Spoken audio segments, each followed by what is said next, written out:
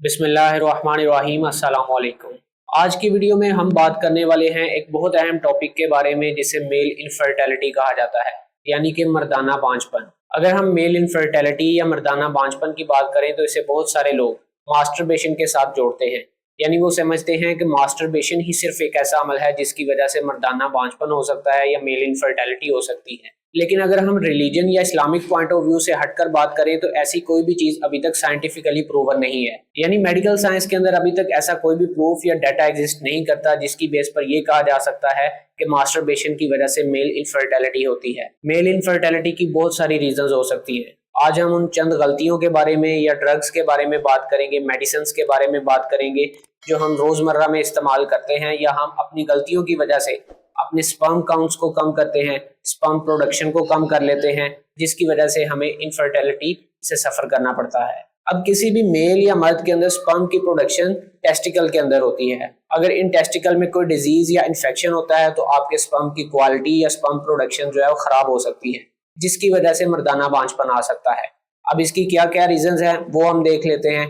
जैसा कि पहले नंबर पर हमारे पास है स्पर्म प्रोडक्शन। अगर आपके स्पर्म की प्रोडक्शन खराब होती है, यानी कि जरासीम पैदा ही नहीं हो रहे, तो आपको मर्दाना बांझपन हो सकता है। दूसरे नंबर पर है स्पर्म का स्ट्रक्चर, यानी कि उनकी मॉर्फोलॉजी। जिस तरह उन्हें नॉर्मली पैदा होना चाहिए था, अगर वो उससे हटकर या उनमें कोई खराबी पैदा हो रही है जिसकी वजह से वो आगे ट्रेवल नहीं कर सकते या डेड हो रहे हैं, जल्दी डेड हो रहे हैं, तो इससे भी मेल इनफर्टिलिटी हो सकती है।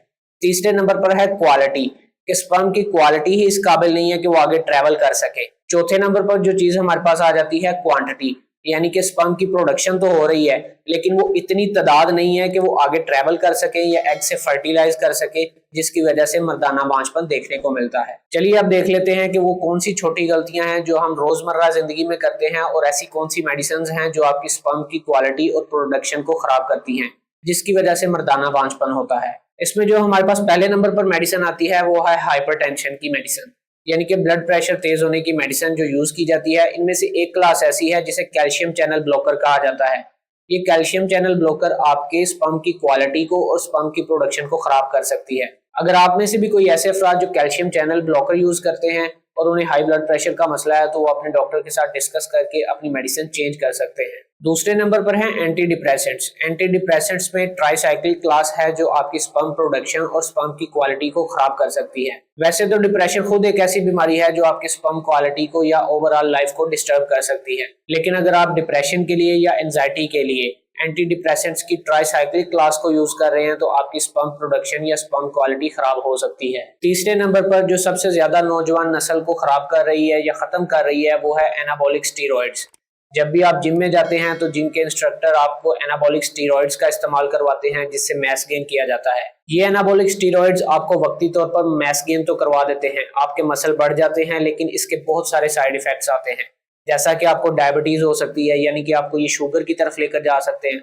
आपकी सेक्स लाइफ खराब हो सकती है जिसमें आपका लिबिडो कम हो सकता है आहिस्ता आहिस्ता। इसके साथ साथ ये एनाबॉलिक स्टीरॉइड्स आपकी स्पर्म प्रोडक्शन को भी खराब करते हैं, यानी इनके साथ भी इंटरफेयर करके आपकी जिंदगी को खराब कर सकते हैं। एनाबॉलिक स्टीरॉइड लेने से आपका मसल मैस गेन होता है, लेकिन आहिस्ता आहिस्ता आपकी हड्डियां कमजोर होना शुरू हो जाती हैं। तो यानी ओवरऑल एनाबॉलिक स्टीरॉइड्स के फायदे कम और नुकसान ज्यादा है। चौथे नंबर पर जो चीज आपकी स्पर्म प्रोडक्शन को खराब कर सकती है या इसके साथ इंटरफेयर कर सकती है वो है ओपियोइड्स।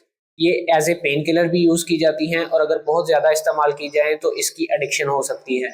इसके अलावा ऐसी सारी नशा और अद्वियात जैसे कि कोकेन, हेरोइन वगैरह भी आपकी स्पर्म प्रोडक्शन, स्पर्म क्वालिटी को खराब कर सकती हैं और ओवरऑल इनके नेगेटिव हेल्थ इफेक्ट होते हैं। अब बात करते हैं चंद ऐसी गलतियों के बारे में जो हम डेली लाइफ में रिपीट करते हैं और इसकी वजह से आपकी सेक्स लाइफ या स्पर्म प्रोडक्शन खराब हो सकती है। पहले नंबर पर है टेम्परेचर, यानी कि एक्सट्रीम टेम्परेचर आपके टेस्टिकल्स के अंदर स्पर्म की प्रोडक्शन को कम कर सकता है, जिसकी वजह से स्पर्म की क्वालिटी भी खराब होती है और क्वांटिटी भी कम होने लगती है। अगर आपके स्पर्म की प्रोडक्शन कम हो जाए, क्वालिटी खराब हो जाए और क्वांटिटी भी बहुत कम हो तो ये आपको डेफिनेटली मेल इनफर्टिलिटी की तरफ लेकर जा सकता है। इसकी प्राइम एग्जांपल हमारे पास ये है कि जो लोग 12-12 घंटे, 16-16 घंटे तंदूर पर काम करते हैं और एक्सट्रीम टेम्परेचर के साथ एक्सपोजर में रहते हैं।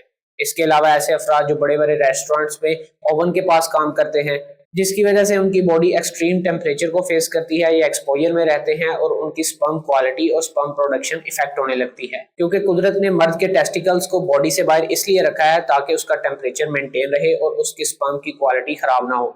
अगर इसको बहुत ज्यादा एक्सट्रीम टेम्परेचर फेस करना पड़ जाए तो आपके स्पर्म की क्वालिटी और स्पर्म प्रोडक्शन खराब होने लगती है। छठे नंबर पर है पानी का इस्तेमाल। ऐसे पानी का इस्तेमाल जिसमें बहुत ज्यादा टॉक्सिन्स पाए जाते हैं। ये टॉक्सिन्स भी आपकी स्पर्म प्रोडक्शन के साथ इंटरफेयर करके इनकी क्वालिटी को खराब कर सकते हैं, इनकी मॉर्फोलॉजी को खराब कर सकते हैं, जैसा कि लेड एक्सपोजर।